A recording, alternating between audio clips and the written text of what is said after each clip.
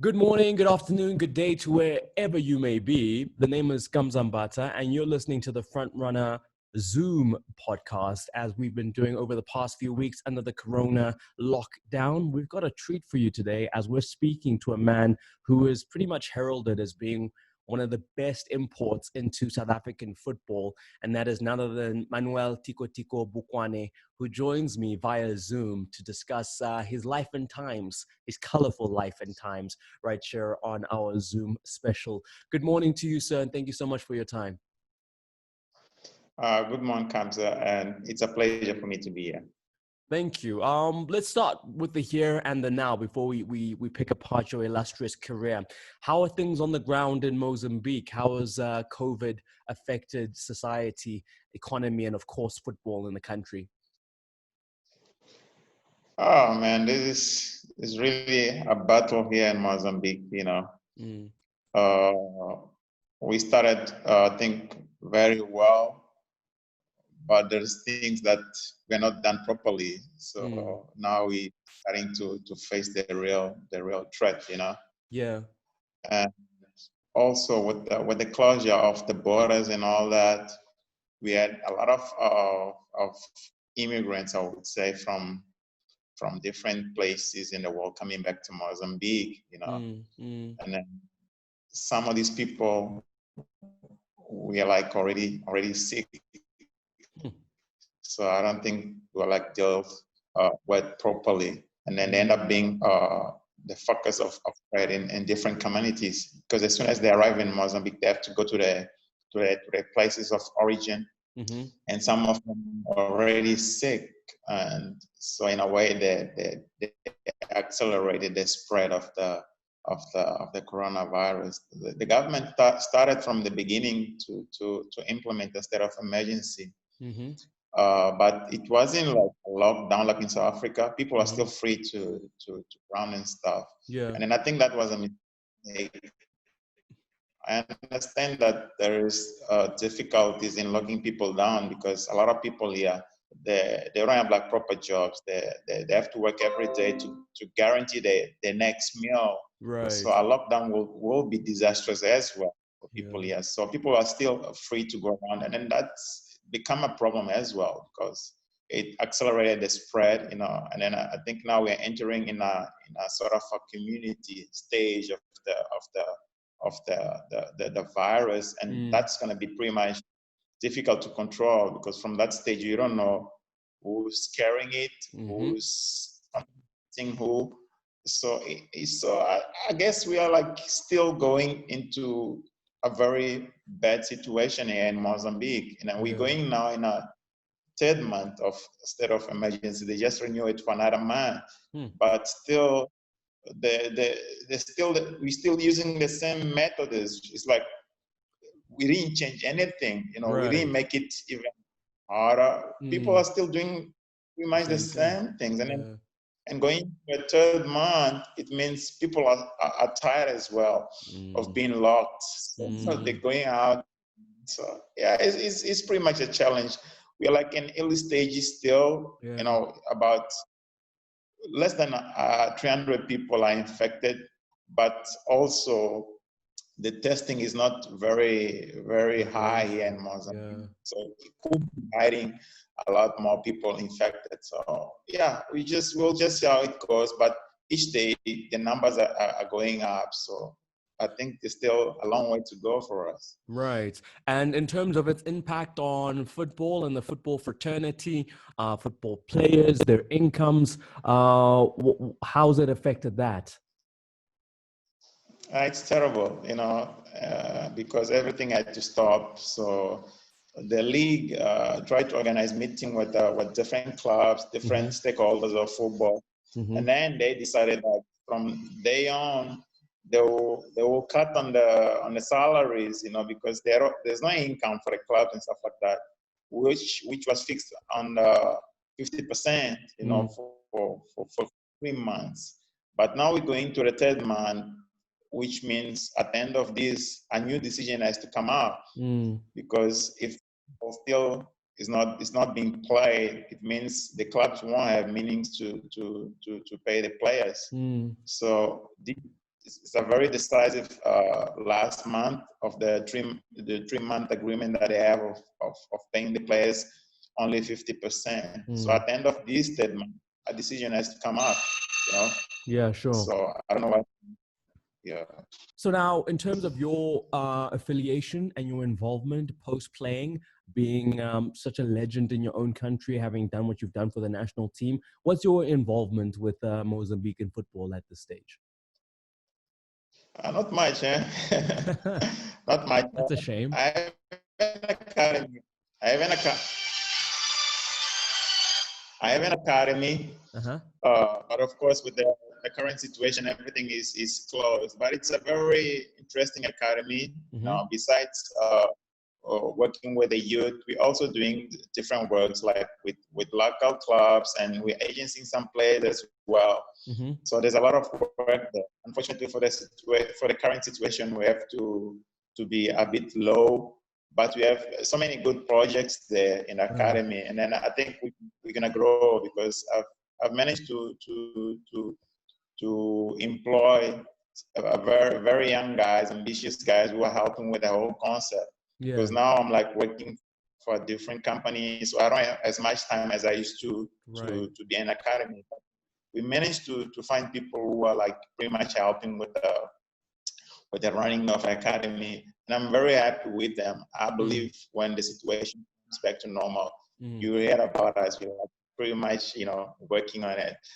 And regarding the other aspects of football, I don't know if you knew, but like it was last year, there was an election here for the presidency of the Football Association, which I ran. Yes. I ran. I didn't win. I didn't win it because it was a very difficult thing. But I was, in a way, I was showing that I'm ready to help local football.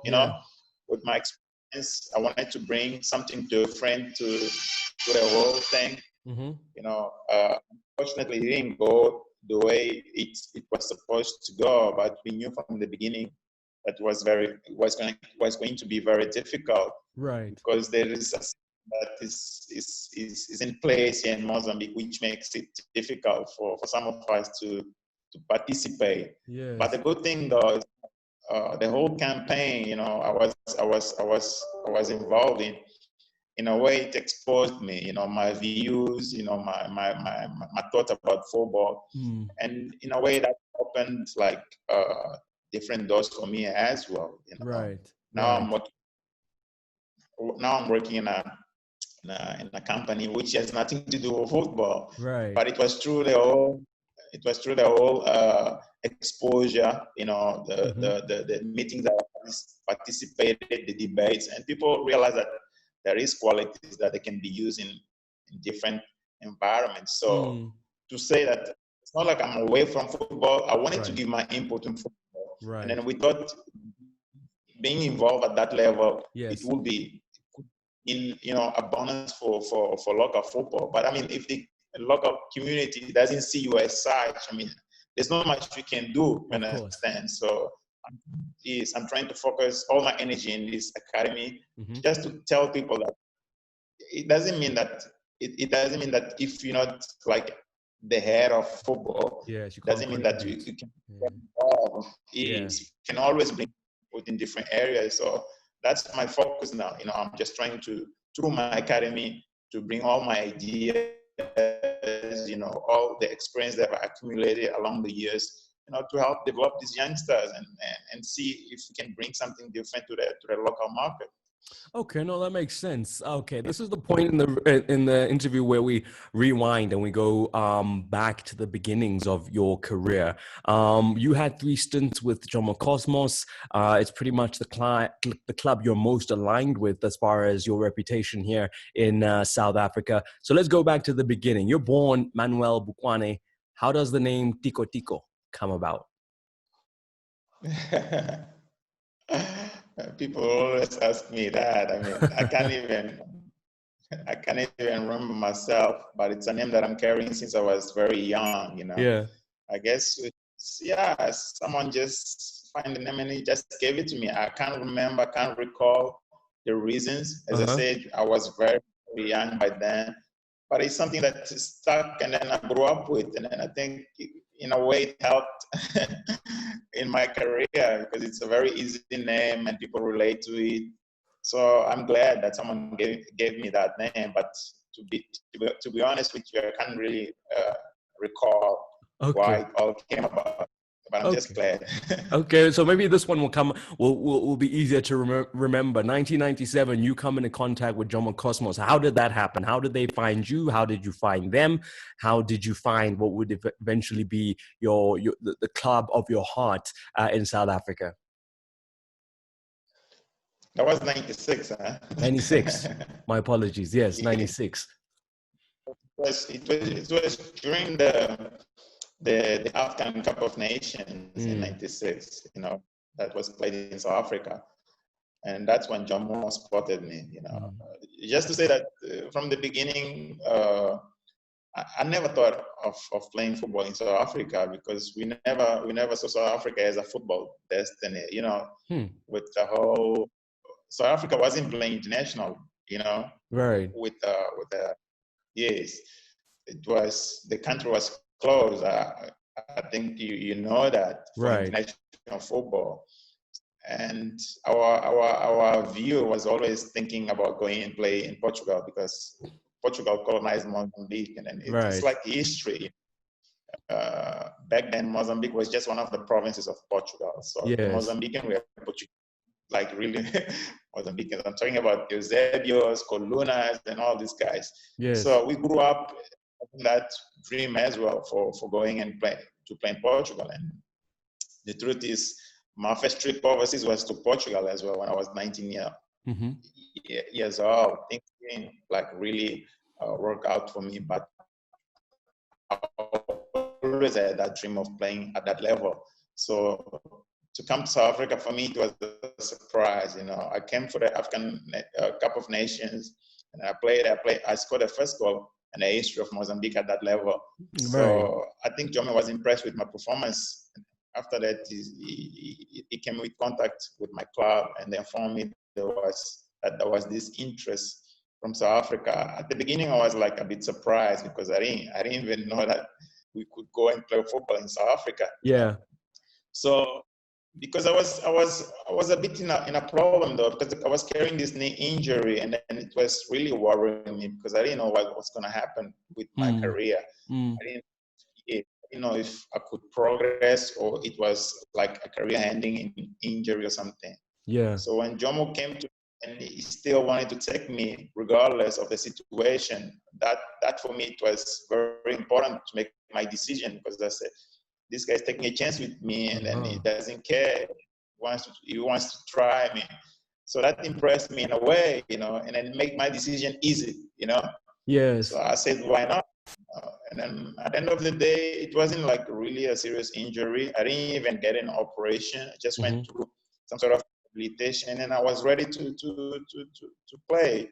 So to say that he spotted me in AFCON and then he made an invitation. Okay. That's how I ended up. Yes.